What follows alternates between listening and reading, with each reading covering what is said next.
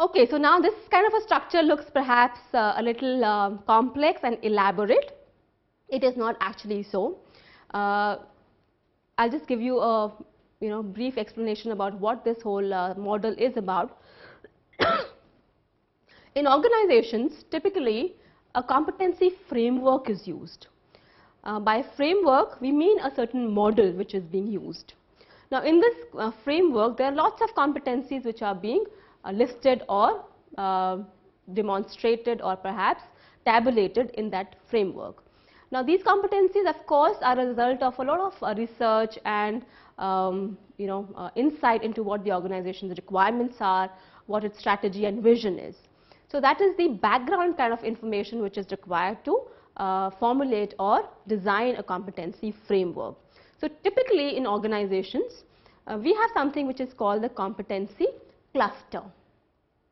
By competency cluster, what is meant is a group of competencies which are clubbed together not randomly, not arbitrarily, but clubbed together in a certain logical format.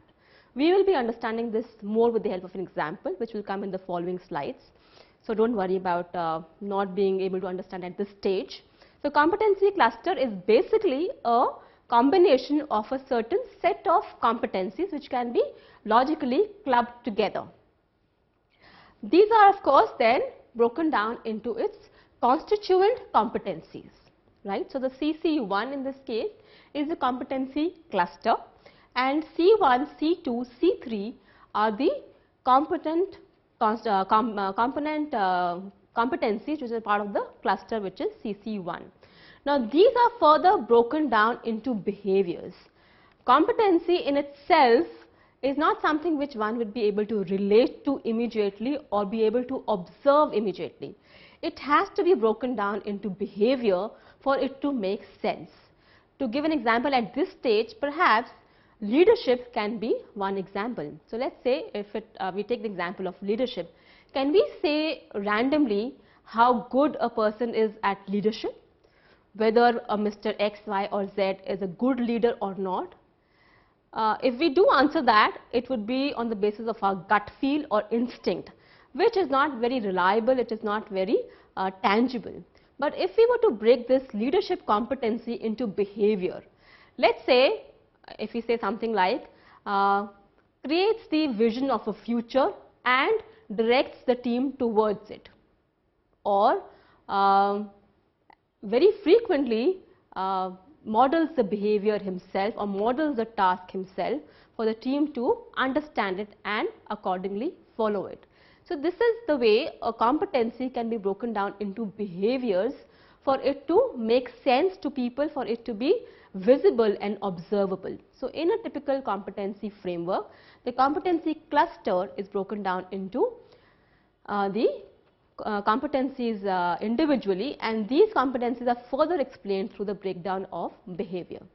In a typical framework, there will be more than one cluster. In this example, we have given of course about 3 clusters, there may be more. Typically, there are about 8 to 10 clusters which organizations of a mid to large size have in their competency frameworks. Now, if you read over here, it says that these competencies may have certain levels or maybe without levels. This depends on how large the organization is, how complex its structure is. If it is an organization which has a lot of layers, a lot of grades in the hierarchy, let us say an entry level, then a supervisory level, then a junior management, a middle management, a senior management, then the executive board. So, if there are all of these layers in the organization, typically the competencies are broken down into levels, because the kind of leadership a supervisor perhaps has to display would be very different from the leadership that an executive board member has to display. So, then it makes sense for the organization to have levels within its competencies. Again, this is something that we will be doing understanding in detail in the following slides. Again, another common bifurcation of competencies in organizations are threshold competencies and the other generic competencies. By threshold, what is meant is competencies which everybody must have. To take the example of a hotel again, a Customer orientation is a competency perhaps which is important across the organization. It may be somebody in front office, it may be somebody in housekeeping, maybe even somebody in purchase or engineering, which are considered to be the back of the house departments. But that is a competency which everybody needs to display because of the essence or the type of the organization which it is. So that is why that kind of a competency would be called the threshold competency, whereas certain other competencies may be more specific to the function or the role which is being assessed or looked at. So that is another typical term that you would come across in frameworks of organizations: threshold competencies and the specific competencies. Generic competencies are again terms that you would come across, which means that these are competencies which are also relevant or prevalent across the organization. These are pretty much similar to the threshold competencies, right? So let's now look at example of this kind of a framework so that you will be able to understand and relate to it better.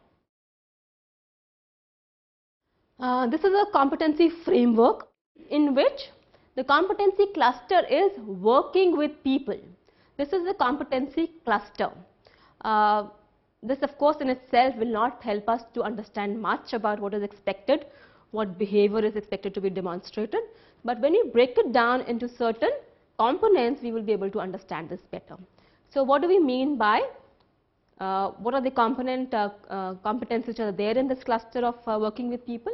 One is managing relationships. Another one is teamwork. There may be more than this, right? So working with people, if we were to tell you to make a list of things which would come in the, this whole cluster of working with people, perhaps you would come up with 3 to 4 key competencies or key requirements. So the two which are listed here are managing relationships and team working. Like I said, there can be more. Now within these competencies, these are the individual competencies of managing relationships and team working.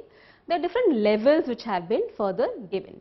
Level 1, building relationships internally. Level 2, building relationships externally. And level 3, managing external networks.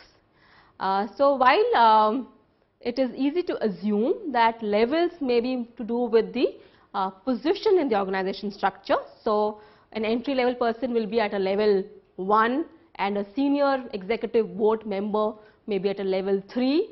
That may not necessarily be so. For example, let's say that a fairly junior person is in charge of collections or is in charge of door-to-door marketing. So in that case, perhaps this person is required to operate at a level 3, whereas an executive board member who is not dealing much with the outside world or outside vendors or clients may not be really required to perform at this level and perhaps can be assessed at level 1 itself, right? So the levels which are given may be connected to the organization position of that role, but it may also be quite role specific irrespective of the grade or the the level at which the role lies in the organization hierarchy. Similarly, for team working, it is further broken down into the different levels. One is a team member, so it is like pretty much a person who is responsible only for himself, is a part of a team but is not really influencing or required to influence the team in any significant way. Supports team members. So this is a person who is, yes, contributing individually, but is also required to pitch in for the team's output, the team's performance. Level 3 provides direction for the team. So this is a person who perhaps has to bring out the teamwork, make sure that there are synergies happening, make sure the team is working together towards the desired objective.